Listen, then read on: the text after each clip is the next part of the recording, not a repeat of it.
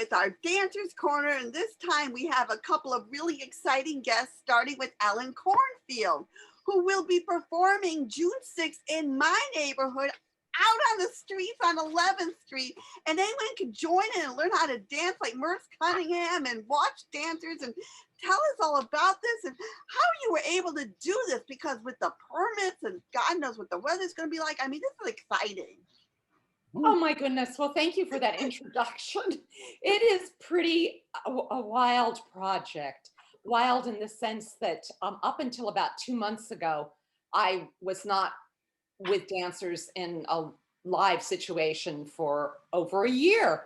And then all of a sudden, the city program, it's called Open Culture, which is such a gift. But of course, it comes with problems. It's based on the idea of open streets for the restaurants to be able to spill into the streets. So open culture is to enable certain blocks in the city to be cordoned off for performances, classes, workshops, the whole thing. I thought, great, perfect. So, and East 11th is relatively close to where I live. I love that neighborhood. And yeah. And so I started the process of it. And of course, it's, as one person said, it's sort of like, not only do you have to do the dance and the rehearsing and all of that comes with that, you also have to build the theater. So, you know, we have to block off the street, we have to deal with bathrooms and the whole thing. But the good news is that I guess 4 weeks ago, one of my dancers started working over Zoom with the dancers, teaching them the material. And then I started, we just last week completed our second week of full week rehearsals. And we're rehearsing outdoors because we're still not inside. And it's a piece that I choreographed over Zoom last fall for students at the University of Georgia in Athens, Georgia. So it's had a technological birth, and to finally see the material and be adapting it for my New York dancers, oh my gosh, it's been such a joy in spite of all the problems and the weather. And also invited choreographer David Parker, who has a group called the Bang Group, to present a little material as well. So it'll be about a half hour of full throttle dancing, hopefully some humor, a lot of fun and frolic. And I have 8 dancers. I have 8 red chairs. I have 8 purple squares, foam squares, and we'll have live music. David's group of 6 will be there. And I think it's a celebration of bringing live performance back into our lives here in the city. What's the piece called? The new piece is called Spaced Out. And the conceit that I had to follow for the University of Georgia rules was that the dancers couldn't get closer than 6 feet to each other. And I've left that for this piece. And so the notion of being physically spaced out as well as perhaps otherwise is part of the content of the piece. And the beginning of the show is David Parker and my dancers doing something else, older material, in the middle spaced out, and at the very end, the both groups as well. So it's kind of like a sandwich. The whole show's about half an hour. But you're going to teach people how to dance. It's going to be an all-day event though, right? Well, we're starting with a class. I mean, when this all happened, you know, I mean, I've been so isolated the past year, I sort of forget that it's New York City. And if I'm thinking of doing something, you know, probably 200 other people are thinking of doing it. So I thought, okay, we'll give a live modern dance class for people. I know there's been ballet being taught in Central Park through, you know, the warmer months of the pandemic. And I thought, okay, I'll bring a modern dance class. And so that's what we're doing. Of course, the following, you know, dance classes are beginning to open now, but that's okay. It'll be a class adapted for, you know, people that are interested in just moving. So we're starting with a class, and then we have the first performance at 2, and the second one at 3:30. and we'll have a question and answer after each show. So I think it should be a rich experience for those who are able to make it, which we hope many will be able to. Well, it sounds like a wonderful, fun event. I can't wait to go down the block and see it. And now let's get to our next guest from the HT Chen Dance Company, who is going to talk about everything she's doing. And I know you're doing something at La Mama on the day we're taping, which is May 30th, but you had a tragedy where you had a fire in your place and you had to rebuild. And we have James Morgan, who had the York Theater Company, and his theater was destroyed with water. So both of you had to rebuild and you lost all your treasures. So how do you pick yourself up, dust yourself off, and continue on and still create? Hi, thank you so much for having me on this program. It's been a really challenging season in so many ways. In a way, it was a triple whammy. Not only were we lost everything in a devastating fire, January 23rd, 2020, and then like several weeks later, it was the pandemic. And even before the pandemic came to the US, there was already xenophobia, which is, escalating and really so tragic for the community, which is, so many small businesses are shuttered. And these businesses, these are the families whose children came to our school. And so we are soldiering on, because what's most important is that we can really reach our community, which we've been doing for 40 years. We were in a most beautiful building. It was the former PS 23 on 70 Mulberry Street.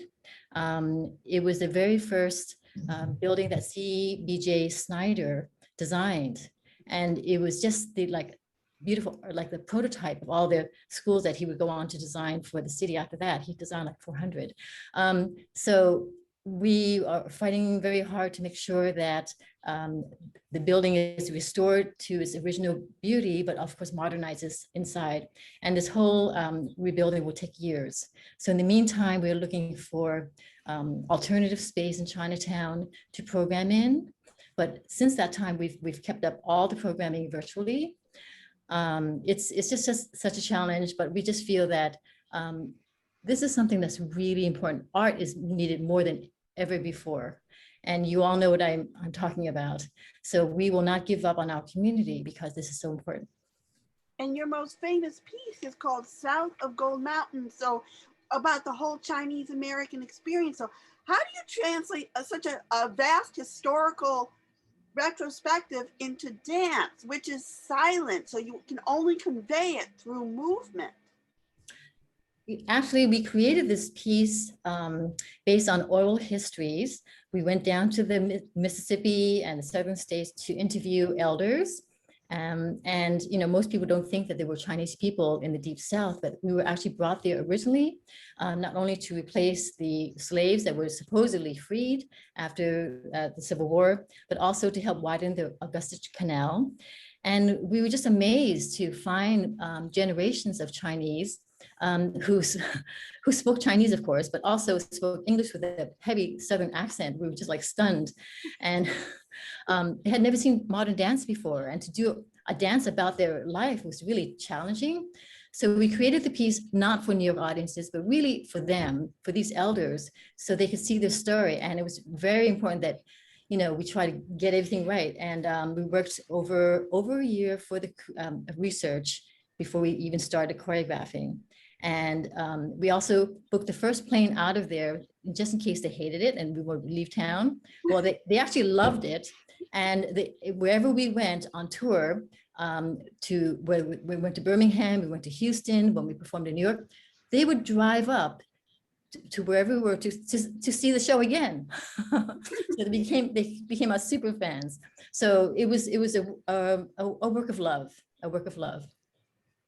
So what are you doing now for a space, and how are you able to create and still continue?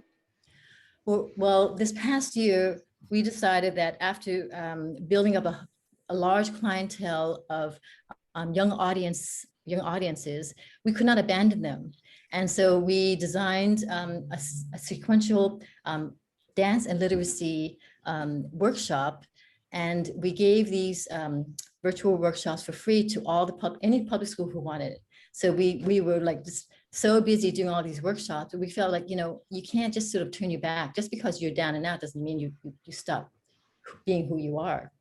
And it was actually so popular. We're going to revisit it and change it and present it one more time this year, because we're looking for space to do, in-person programming. So in the meantime, we'll do this because it's really important. And also we're trying to help New York City artists, who is also our family. We have both the dance family and the Asian family, of course. And James, you too, you had to deal with, your theater being flooded, and yet you still kept producing things on Zoom. You had that wonderful musical of musicals, the musical comeback. So how have you managed to keep going? Well, you have to.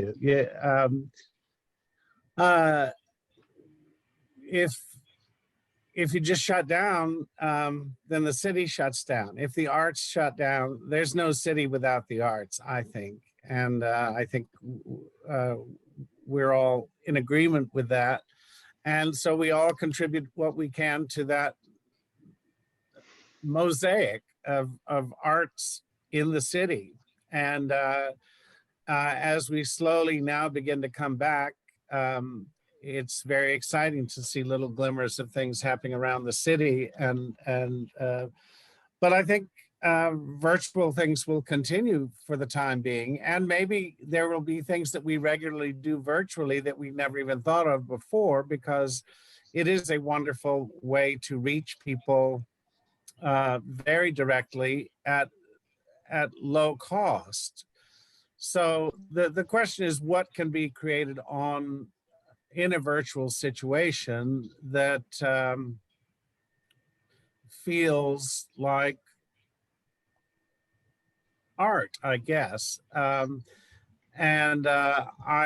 Everyone has their own opinions, we've stayed mainly away from productions in our virtual programming, but we've gotten a lot of stuff out there in terms of celebrating shows from our past, having virtual reunions with the cast and creative teams of all sorts of shows, and being able to augment them with video clips and photographs and audio clips, all sorts of things. And it's a wonderful way to revisit shows. We went as far back as 1979 to our production of Anyone Can Whistle and got that cast back together. And it was very moving. And so many of, even from a few years back, people seeing each other in the middle of all that we were going through for the first time, and just having a visual connection with someone.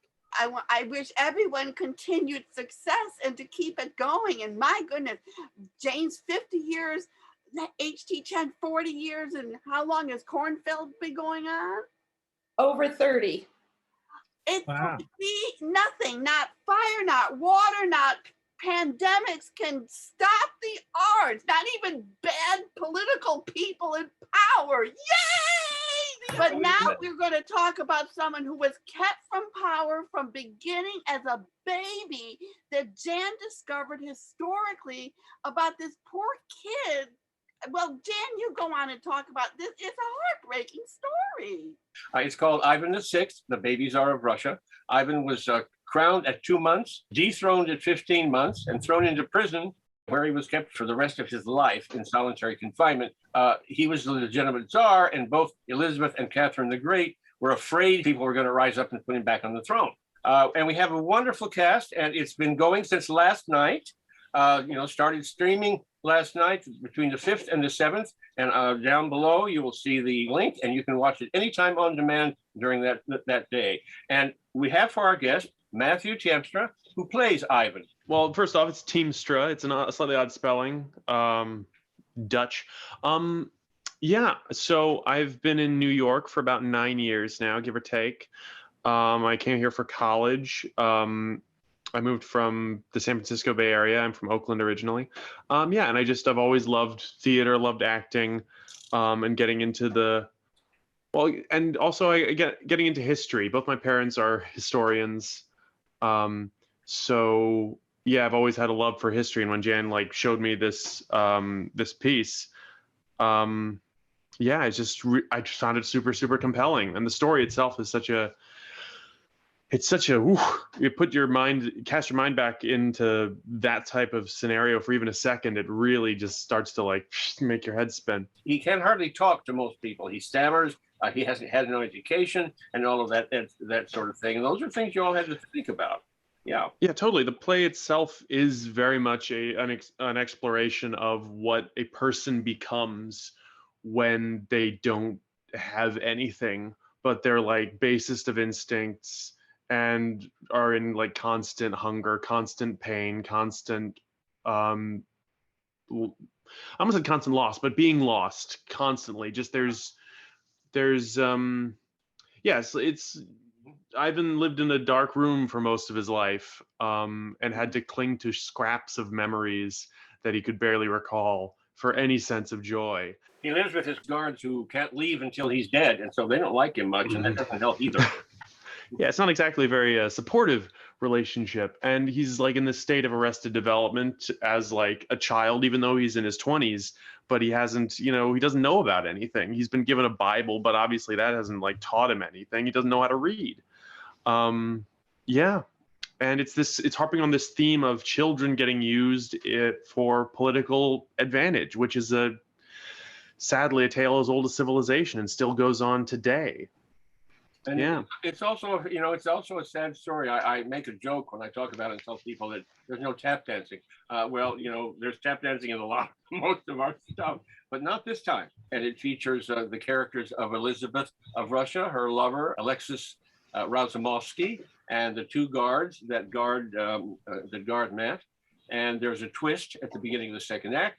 So it's not just grim from one minute to the next, but it's very heartfelt and it's very deep. And Matthew is just simply marvelous as Ivan, and that's a hard thing to do. Being completely bereft. But his reading's intelligent and very, very good. So we want people to watch it. Matthew, thanks a lot for coming and joining us today and telling. Well, thank you, Jan. And the link for the play is down below. See Matthew as just in this wonderful part. He will really, really make your heart break. Okay, thanks.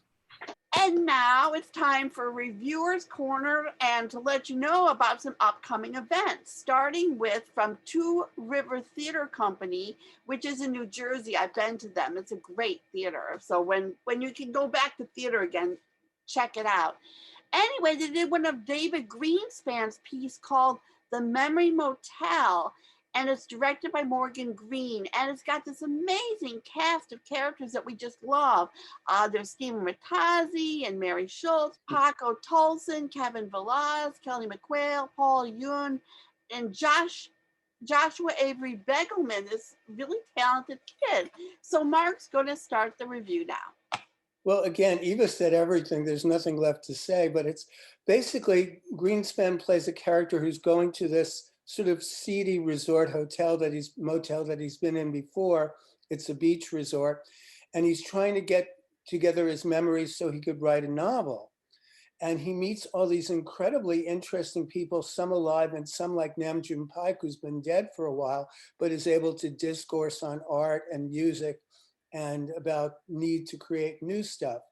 And that kid plays this precocious young boy who's really down on his family, but is really cool about everything else.